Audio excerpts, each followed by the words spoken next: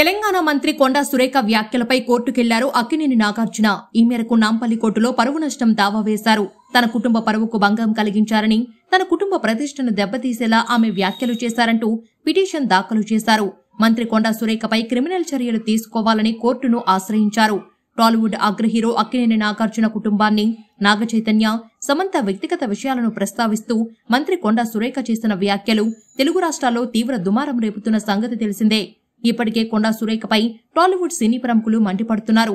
తమ రాజకీయాల కోసం సినీ తారలపై నిరాధారణమైన ఆరోపణలు చేయడం మానేయాలంటూ సోషల్ మీడియా వేదికగా సీరియస్ అవుతున్నారు. ఈ క్రమంలో నాంపల్లి కోర్టును ఆశ్రయించారు నాగార్జున. తెలంగాణ మంత్రి కొండా సురేఖ తమ కుటుంబ గౌరవాన్ని, ప్రతిష్టను దెబ్బతీసేలా వ్యాఖ్యలు చేశారంటూ నాంపల్లి న్యాయస్థానాన్ని ఆశ్రయించారు. ఆమెపై క్రిమినల్ చర్యలు తీసుకోవాలంటూ పిటిషన్ దాఖలు చేశారు. కొండా సురేఖ వ్యాఖ్యలను తీవ్రంగా ఖండించారు.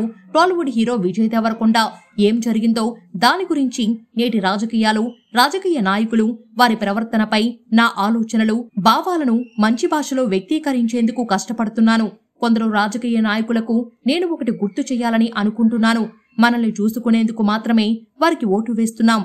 మౌలిక సదుపాయాలు, పెట్టుబడుల గురించి మాట్లాడటానికి, ఉద్యోగాలు, శ్రేయస్సును తీసుకురావడానికి, ఆరోగ్యం, విద్య, సౌకర్యాలను మెరుగుపరచడం మొదలైన వాటి కోసం ఓట్లు వేస్తున్నాం. కానీ ఇలాంటి మాటల కోసం కాదు. ఇక ఈ దిగజారుడు రాజకీయాలు చాలు అంటూ ట్వీట్ చేశారు.